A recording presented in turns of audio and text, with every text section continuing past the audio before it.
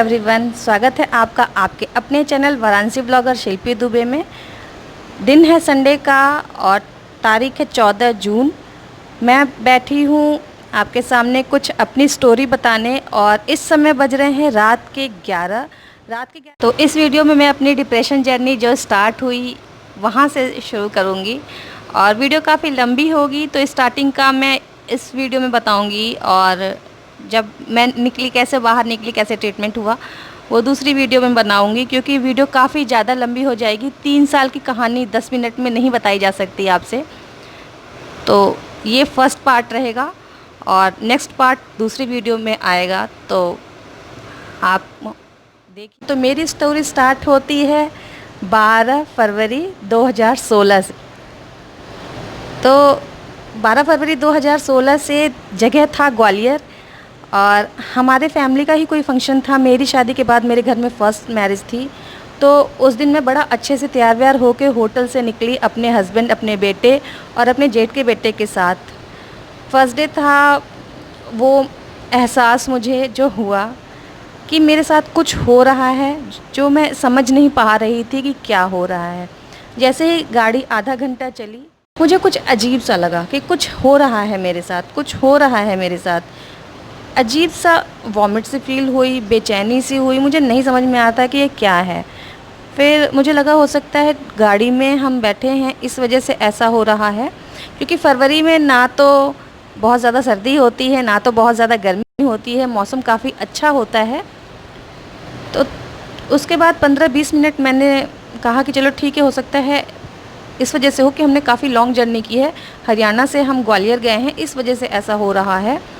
फिर मैंने अपने हस्बैंड से कहा कि मुझे कुछ हो रहा है। इन्होंने कहा क्या हो रहा है? मैंने कहा मुझे नहीं पता मुझे क्या हो रहा है। तो फिर इन्होंने कहा कि तुम बताओगे नहीं तो मुझे कैसे पता चलेगा? मैंने कहा मुझे बेचैनी सी हो रही है, घबराहट सी हो रही है। तो इन्होंने अपने कंधे पे मेरा सर यूँ ऐसे टिका लिया। फिर बोले तुम ऐसे आँख बंद करके सो जाओ, मुझे चैन ही ना पड़े, परेशान होती जाऊँ परेशान होती जाऊँ। फिर मैंने गाड़ी रुकवाया, मुझे बहुत ज़्यादा वॉमिटिंग हुई, बहुत ज़्यादा ही वॉमिटिंग हुई।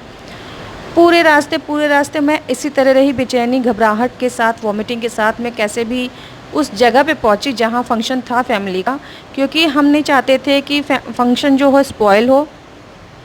वो सब कुछ हुआ और पूरे फंक्शन में मेरी तबीयत ख़राब रही। मैंने कुछ भी नहीं खाया, कुछ भी नहीं पिया, क्योंकि अगर आप फैमिली के साथ हो तो आपकी एक रिस्पॉन्सिबिलिटी भी होती है।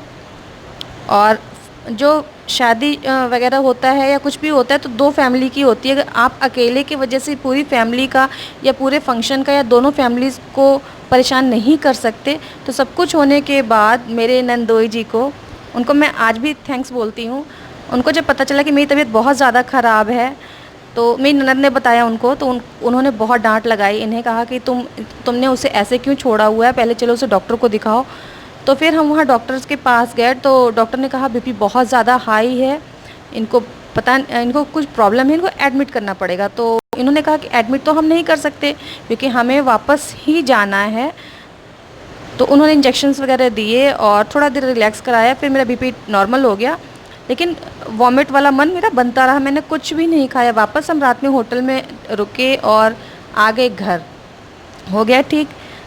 1 महीने तक सब कुछ ठीक रहा, सब कुछ ठीक रहा। उसके 1 महीने बाद 12 मार्च 2016 रात का समय था और हल्की हल्की बारिश हुई थी उस दिन।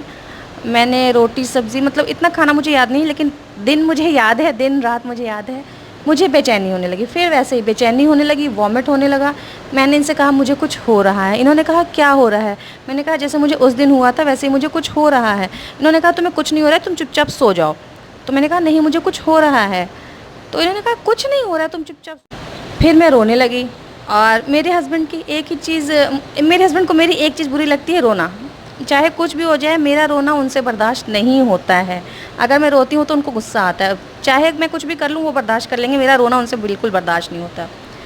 तो फिर मैं रोने लगी, वो गुस्सा हो गए, बोले ये रोने से कोई प्रॉब्लम का सोल्यूशन होगा? पहले तुम बताओ तुम्हें हो क्या रहा है, दर्द हो रहा है कहीं तो बताओ क्या हो रहा है।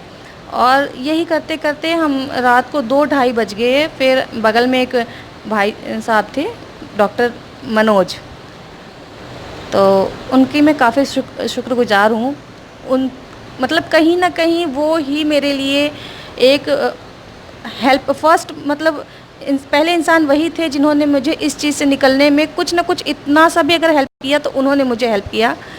तो मैं उनके पास गई क्योंकि वो मेरे घर के जस्ट बगल में रहते थे जहाँ मैं रहती थी। उनके पास गई तो उन्होंने कहा कि वो डॉक्टर थे और अभी भी डॉक्टर हैं, भगवान करे वो हमेशा तरक्की करें, उनकी फ़ैमिली हमेशा खुश रहे। मेरे मन से उनके लिए और उनकी फ़ैमिली के लिए हमेशा दुआ निकलती है। तो मैं रात को 2:30 बजे उनके घर गई। फिर उन्होंने एक बार भी आलस नहीं किया, कुछ भी नहीं। फिर उन्होंने ब्लड प्रेशर नापा, सब कुछ किया। उन्होंने कहा आपका बीपी बहुत ज़्यादा हाई है, और मुझे तब तक कम से कम 10 से 15 वॉमिटिंग हो चुकी थी। मेरे हस्बैंड फिर मुझे लेके डॉक्टर के पास गए, और हमारे पास 4 व्हीलर वगैरह ऐसा कुछ भी नहीं था। मेरे हस्बैंड मुझे बाइक पे शॉल से अपनी पीठ पे बांध के लेके गए। बाइक पे मैं पीछे बैठी हुई थी, मेरे हस्बैंड आगे बैठे हुए थे। मुझे एक एक चीज़ आंखों में ऐसे याद है ना जैसे कि कोई फ़िल्म याद हो। तो मेरे में इतनी हिम्मत नहीं थी मेरे में कि मैं बैठ जाऊं बाइक पे। और अंश अकेला था घर पे। हमने रात में अंश को घर में छोड़ दिया था, और आज से 3-4 साल पहले की बात है, तो सोचो अंश छोटा रहा होगा। इन्होंने शॉल से मुझे अपनी पीठ में बांधा, और इन्होंने कहा कि जैसे ही तुम्हें कुछ होगा तो तुम मुझे बताना, कहीं तुम गिर ना जाओ बाइक से। तो मैंने कहा ठीक है। रास्ते भर ये मेरा नाम लेते कि मैंने क्योंकि मेरे मुंह से और कुछ भी नहीं निकल रहा था, बस इतना ही बोलती थी मैं। फिर हम वहाँ पहुँचे, डॉक्टर ने कहा इनको एडमिट करना पड़ेगा। मैंने कहा मैं एडमिट नहीं हो सकती, मेरा बेटा घर पे अकेले है। एक ग्लूकोज़ की बॉटल चढ़ी, इंजेक्शन लगा, सब कुछ ठीक हुआ। फिर मैं घर आ गई। मॉर्निंग होने के बाद मैं जब उठी, जब नींद के इंजेक्शन का असर ख़त्म हुआ, फिर वही प्रॉब्लम शुरू, फिर वही वैसे ही सब कुछ शुरू। और दिन था संडे का, जब मतलब सैटरडे की रात में ही सारा कुछ हुआ था, और नेक्स्ट मॉर्निंग संडे की थी। संडे को ओपीडी कोई भी खुला नहीं होता है। मैं इमरजेंसी में गई, वहाँ उन लोगों ने मुझे तुरंत भर्ती कर लिया। दूसरे हॉस्पिटल में गई, बीएस हार्ट केयर। कुरुक्षेत्र के जो लोग भी होंगे उनको, मोस्टली लोगों को मेरी स्टोरी पता होगी, जो मेरे आसपास रहते होंगे सबको मेरी स्टोरी पता होगी। तो बीएस हार्ट केयर। तो चलिए आज की इस स्टोरी को मैं यहीं ख़त्म करती हूँ, और ये मेरी खुद की कहानी है जो मैं अपनी ज़ुबानी आपको सुना रही हूँ। मुझे नहीं लगा था मैं कभी किसी को सुनाऊँगी, किसी को बताऊँगी अपनी कहानी, क्योंकि मैं उस समय को याद नहीं करना चाहती, वो इतना बुरा समय था।